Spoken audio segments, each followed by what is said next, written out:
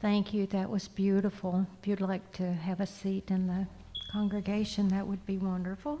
I think you'll be more comfortable there.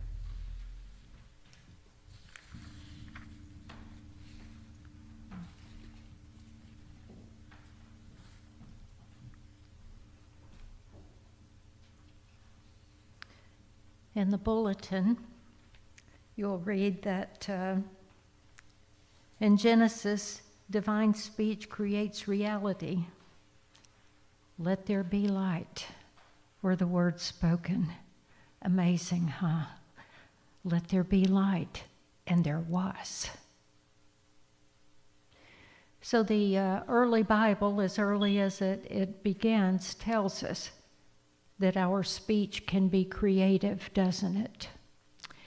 And even with their understanding at that time, which was ancient, by the way. Let me just get sidetracked here for a moment.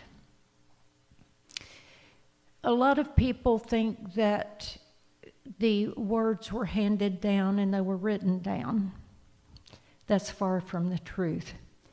It was eons and eons and eons, maybe, who knows? It could have been 1,000,000 years from the beginning, and whatever that might have been, and whatever other people preceded us.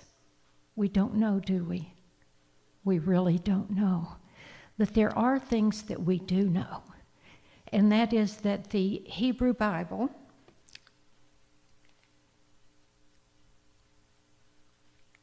my magic clicker. Oh, sorry. Okay. In the Kabbalah, the Aleph, which is the sign there, is the first letter in their alphabet, and it's said to be sacred. And actually, speaking a Hebrew prayer with divine names is considered a way to align with creation itself, just by vocalizing those words. And the word abracadabra actually is derived from the Aramaic meaning, I create as I speak. Amazing, huh? Yeah. Mm-hmm. Does that symbol mean something to you, Joan? I can see that it does. Sacred symbol. I get messages in numbers. 5, 6 is a representation of that word. Okay. Joan receives messages in numbers, and I thought that symbol might mean something to her. It is a sacred symbol. But back to something practical that I was going to say about oral traditions and the written traditions. We in the Western world have taken the Old Testament, the New Testament, Christianity is our culture. It's our understanding in the Western world.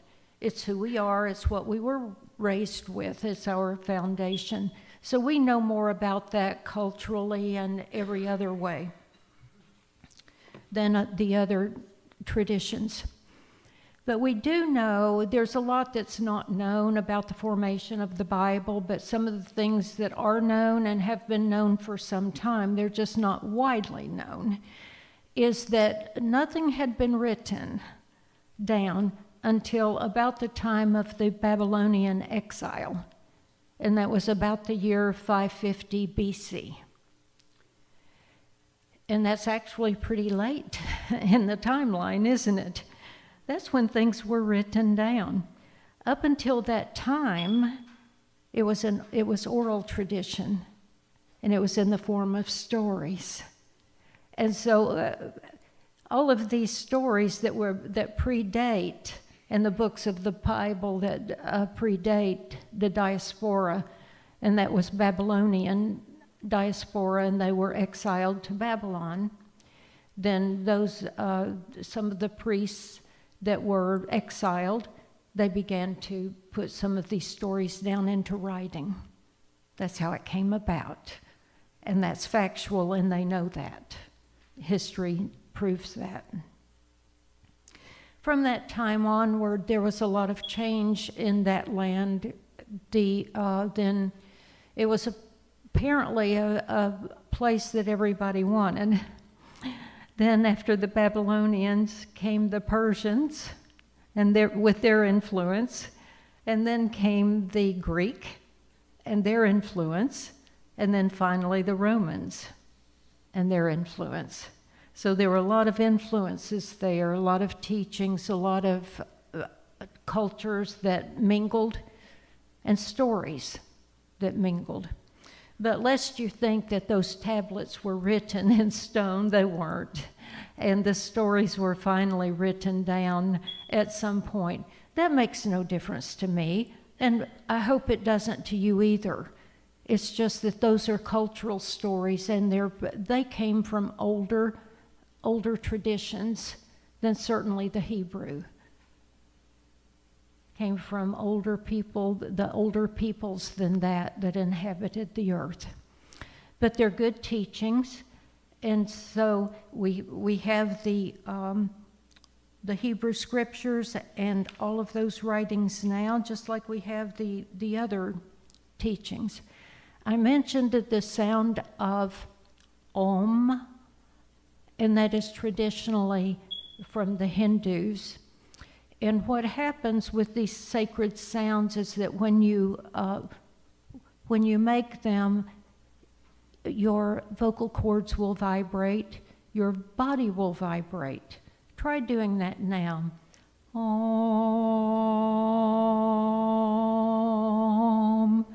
Do you feel the vibration down into your chest? Okay.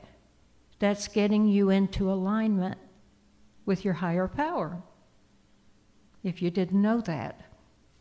And if you start your meditation, it might be an easy way to begin that too, with Om.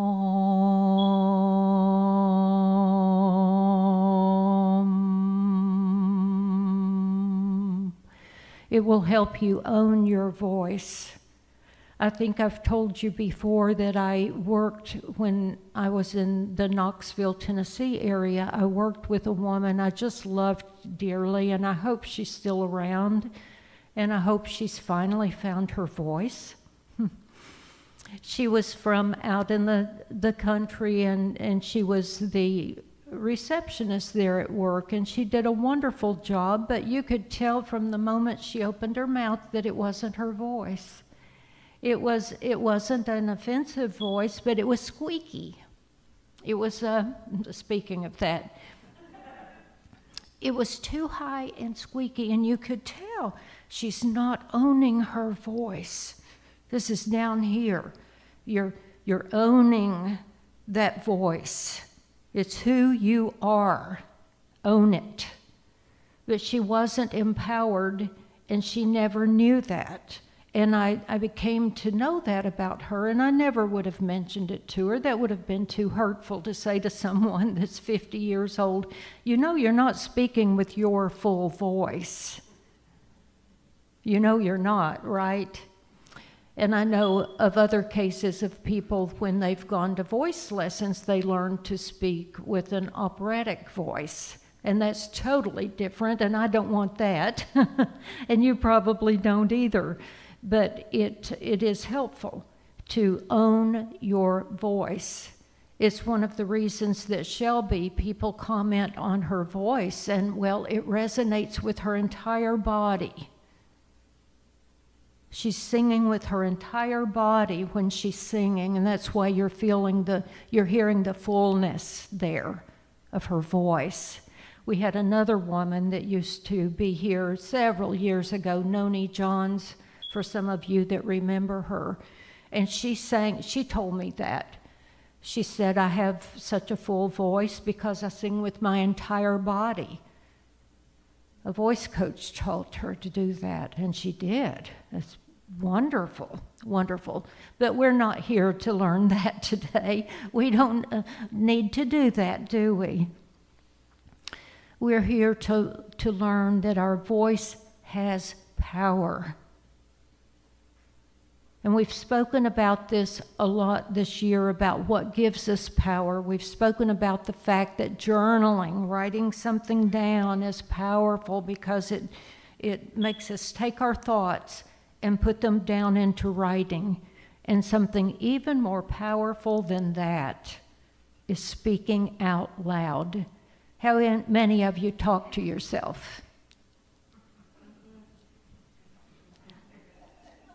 Well, that's amazing, and you never know, like when I'm walking in the morning, or whenever I'm walking, generally in the morning, I'll notice how many people are talking, and you might even see them in the supermarket, in the grocery, talking. You're hoping they have a telephone in their ear, but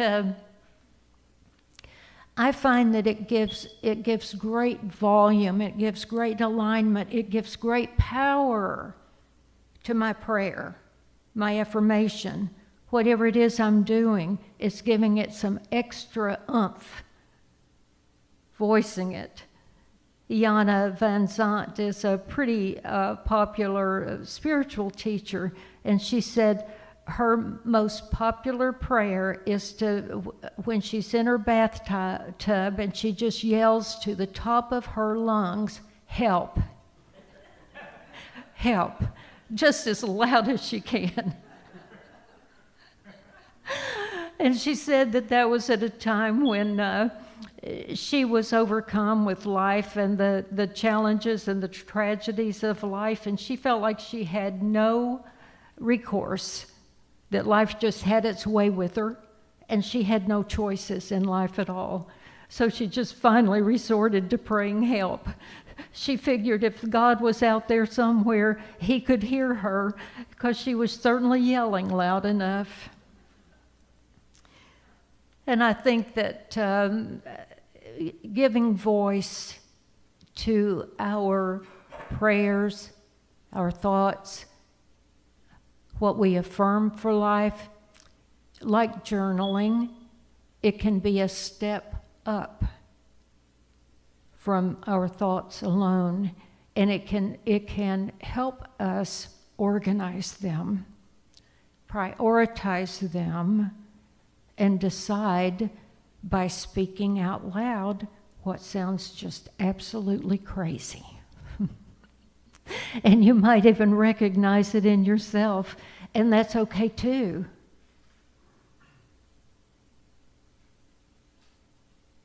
We all have emotions and we need to express them. One of the worst things we can do is to hold them inside our bodies. That will cause disease. Disease. So the more you can voice that, speak it, let it out. Go for a walk where it's just you, and just speak out into the water and the wind. We're lucky here because we can just go walk down onto the sand and talk to the water and say what's bothering us. Vent. You'll be amazed at how good you'll feel afterwards, won't you? Yeah. You don't have to vent to your mate. They may not want to listen anymore. Or they may. It depends on how loudly you're venting. But seriously, if you do have a lot of pain, challenges, things you're going through, and you've got all of that here in your body, in your stomach area, you'll say, when something's especially troubling, oh, I've got a knot in my stomach. That's closer to the truth than you would ever know, because you do, and it's not doing you any good. It is not doing you any good. Meditate, do whatever you can to rid yourself of that emotion, that trapped up emotion inside. Help your entire body, physically, mentally, emotionally. Get rid of that feeling, that anger, that emotion. Cry, whatever it takes. to heal. Excuse me a second.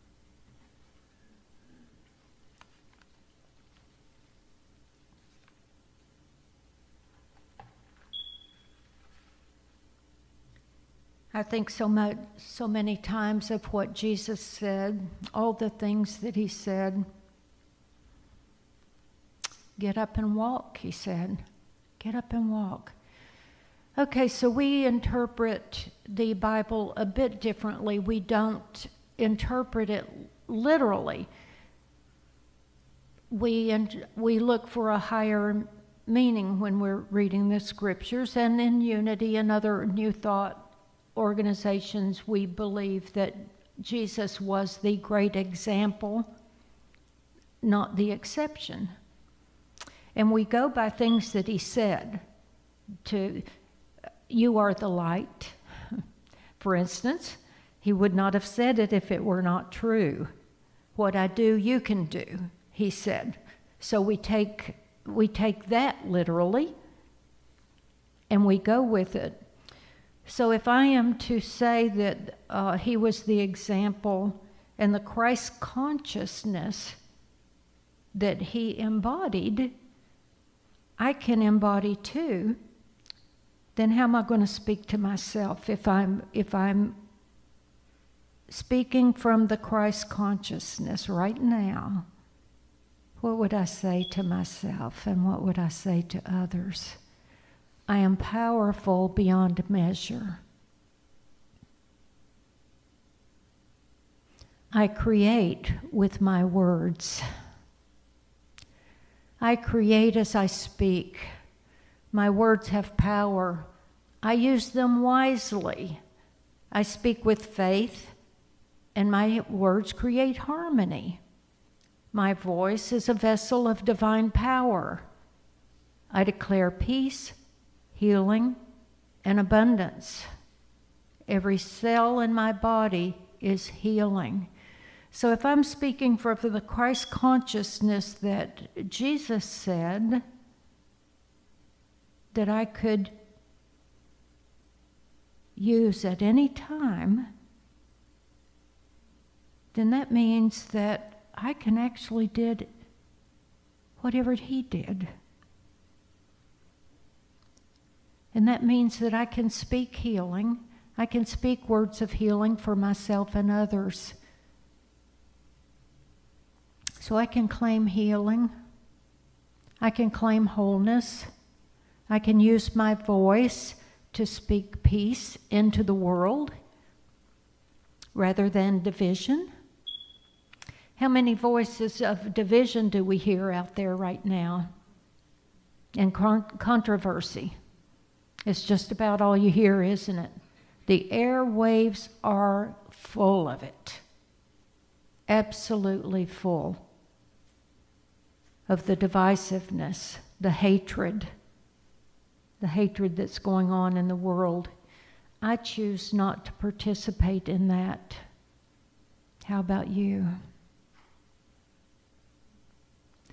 I choose to participate in a world of peace, and I intend to use my voice to achieve that. I intend to use my voice for good, for speaking truth. And sometimes we do need to speak truth, don't we? But we can still speak that with love, even if we know it's something the other person won't want to hear.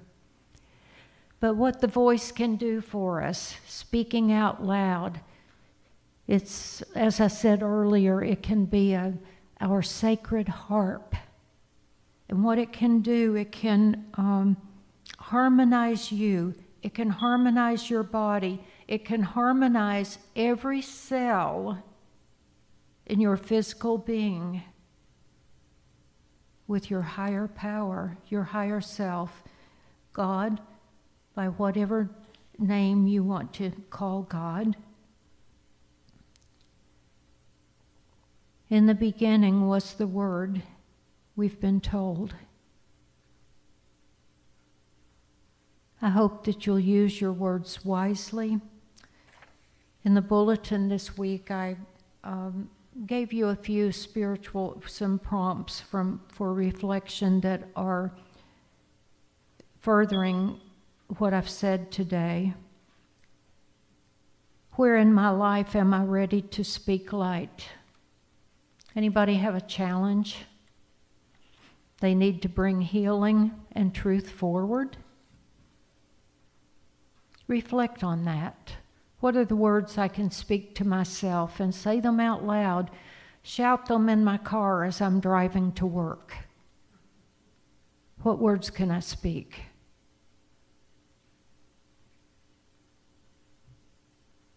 What thoughts or choices need illumination? You may have a decision that you need to make. Speak it out loud. You might, in your driving time, say, Mother, Father, God, here I am. I ask for guidance in this issue. I'm open, I'm willing. Speak it out loud. Speak it with your full voice. Mean it when you say it. The universe is listening, and so are you. Your body, every cell in your body is listening. Use your words powerfully. What does divine speech feel like in my body, my heart, and my spirit? As I speak it, what is that going to feel like? Every cell in my body is healing now. And I'm going to use my full voice doing that.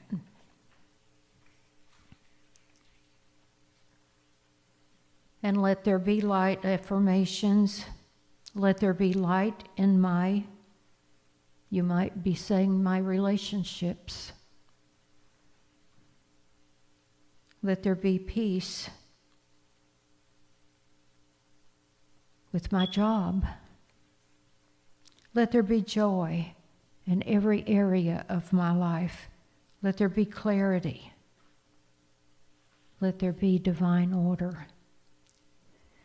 There's no more powerful prayer than opening yourself up and voicing the prayer or the affirmation.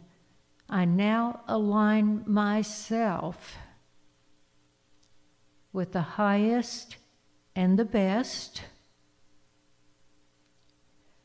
and I choose divine order in this situation. And if you're still wondering what to create, you might say, help me know what is mine to create and to be at peace with whatever it is. Then you say thank you and amen. And all of those things go right along with that prayer that we spoke of last week, the Huni prayer. I'm sorry. Please forgive me. Thank you. I love you. It's powerful, powerful. It's not just that person we're envisioning, whether they're here in spirit or whether they're in the spirit world. We can do that with them too, to personalize it with them or a person here. But what you're also doing is you're speaking to the universe. Anything that I've ever said that I regret, I'm sorry. Please forgive me. Thank you. I love you. Powerful. I just encourage you this week to use your voice, this wonderful voice that you were given. I don't care what sort of accent you have. You may have a southern accent like me, and people laugh at you all the time. It's okay. I don't care. I gave that up. I've been laughed at, believe it or not, in Montreal years ago. I had a Canadian, French Canadian now, laughed at me and asked which part of the southern United States I was from. And in London. So you know you've got a pretty southern accent, and if it makes people laugh, you know, let them laugh.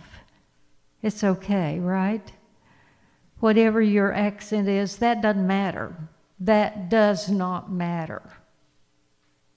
The strength and the faith and the conviction and the power that you put behind those words is what matters. It's your superpower. I want you to go this week and use it well. Thank you for your time.